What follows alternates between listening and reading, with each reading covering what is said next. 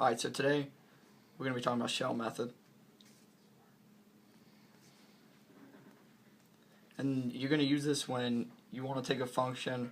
We're going to say f of x equals cosine of x plus 1. And we're going to take it from the point 0, 0 to where it comes into x equals 2, and we're going to revolve the shape around the y-axis. Okay? So if we were going to revolve this around the x-axis, we would use our normal volume formula.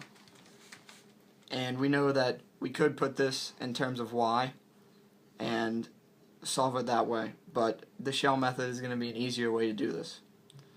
So the shell method formula is the integral 2 pi, the integral from a to b of x times f of x dx. So this is our shell method formula. Okay, so we're going to plug our function into this. So we're going from 0 to 2, x times our function.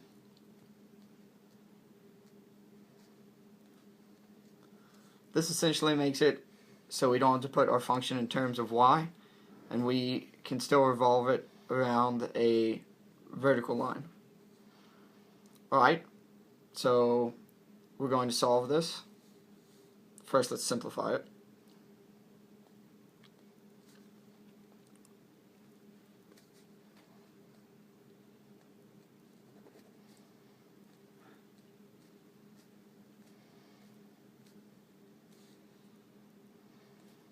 I'll pause it for a second. Okay, so we plugged this into our calculator now, and it's given us 31.8502.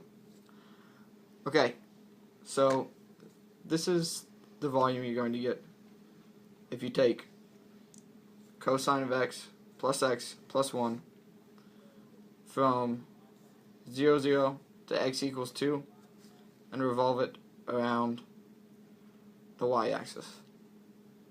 So our function is going to be in here somewhere. So it'd be, I don't know what it'd be, about like this, up here, something like this. Okay, and we'll color this in. Alright, so this is the volume you get using shell method. Good? Yeah. But let's say we wanted to take our function and rotate it around a line that isn't the y-axis. So we're going to use x equals 4. It's still a vertical line. Alright, so this is going to be our new function. We have the 2 pi, as always. We've kept the same limits. And now we have our new radius. This, we've used our x equals 4 and put it in front of the x, and this essentially moves x equals 4 where the y-axis would be. And then we have our function. Now I've already plugged this into the calculator and gotten this. So this is our new value.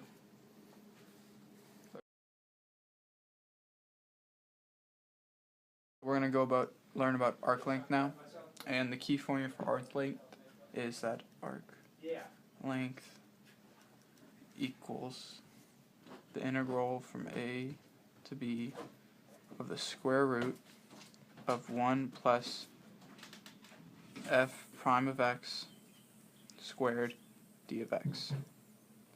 Pretty much you need this formula for any of the problems. So an example problem would be like, you have the equation y equals 4x plus 5, and it's described as in between 0 to 6. Okay, so first we gotta take derivative of y. So y prime equals 4.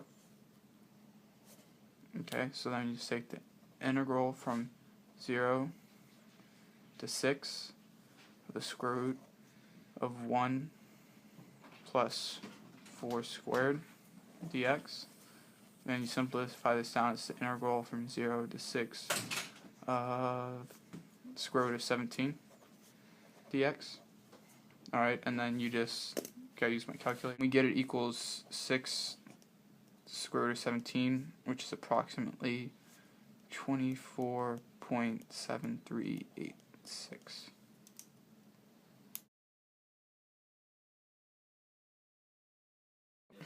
Now we're going to go over surface area of a solid revolution, and there's two types, one around the x-axis and the y-axis.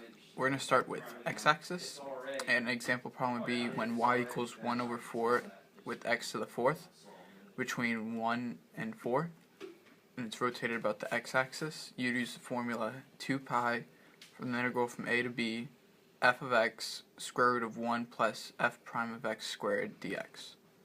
So we can plug this in with our numbers, and we get 1, 4, x to the 4th, parentheses, 1 plus, oh, we gotta find the derivative, equals x to the 3rd. So x to the 3rd squared dx.